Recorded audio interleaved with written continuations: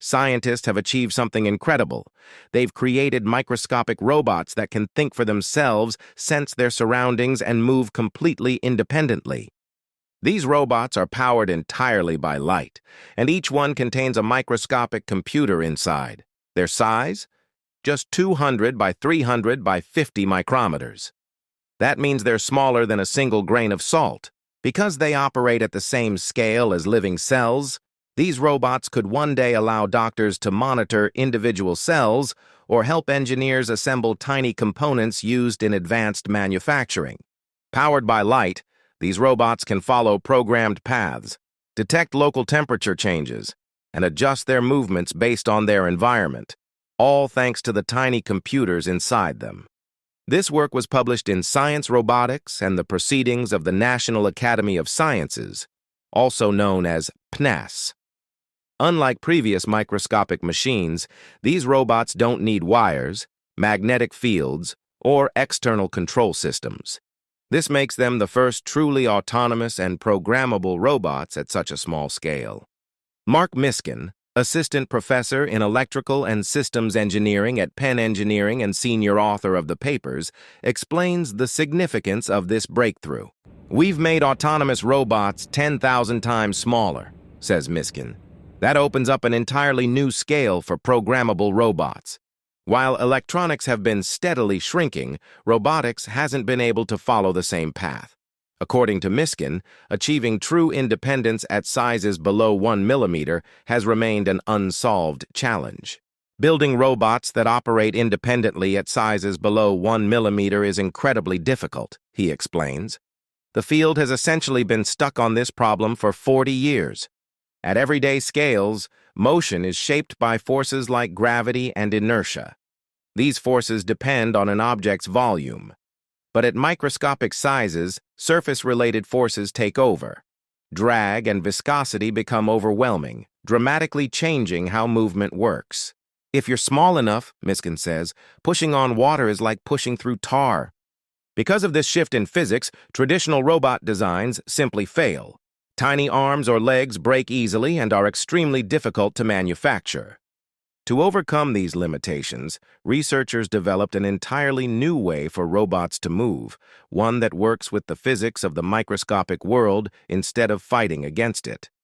Large swimmers like fish move by pushing water backward, generating forward motion through Newton's third law. These tiny robots take a completely different approach. Instead of bending or flexing, the robots generate an electrical field that gently pushes charged particles in the surrounding liquid. As these ions move, they drag nearby water molecules with them, creating motion in the fluid around the robot. It's as if the robot is in a moving river, Miskin explains, but the robot is also causing the river to move. By adjusting this electrical field, the robots can change direction, follow complex paths, and even coordinate their movements in groups that resemble schools of fish. They can reach speeds of up to 1 body length per second. Because this swimming method uses electrodes with no moving parts, the robots are remarkably durable. According to Miskin, they can be transferred repeatedly between samples using a micropipette without damage. Powered by light from an LED, the robots can keep swimming for months. True autonomy requires more than just movement. A robot must be able to sense its environment, make decisions, and power itself.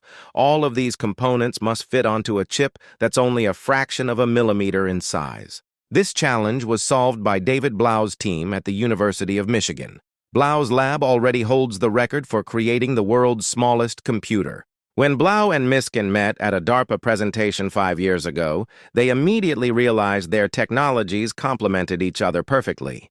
"We saw that Penn Engineering's propulsion system and our tiny electronic computers were made for each other," says Blau. However, turning that idea into a working robot required 5 years of development. One major challenge was power.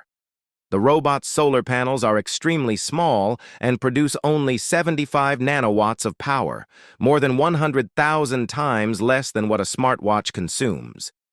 To make this possible, the team designed specialized circuits that operate at extremely low voltages, reducing power consumption by more than 1,000 times. Space was another major limitation. The solar panels occupy most of the robot's surface, leaving very little room for computing hardware. To solve this, the researchers completely redesigned how the robot's software works.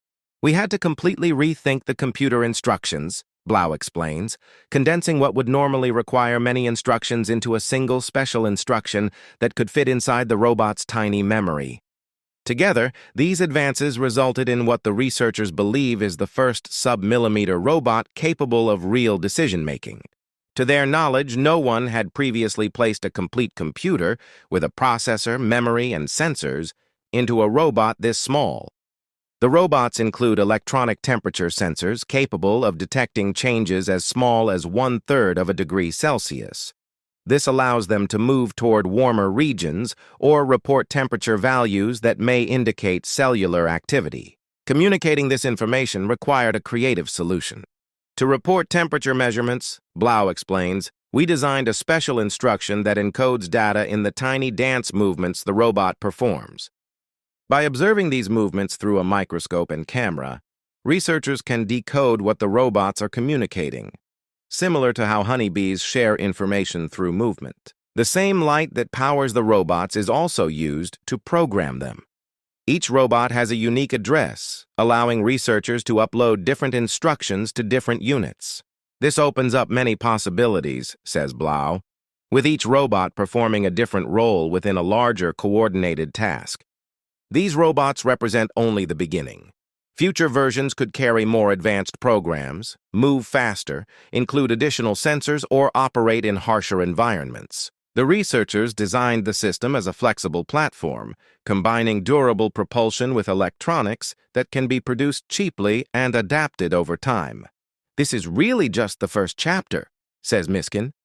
We've shown that you can put a brain, a sensor, and a motor into something almost too small to see and have it survive and function for months. Once you have that foundation, he adds, you can build layers of intelligence and capability on top of it.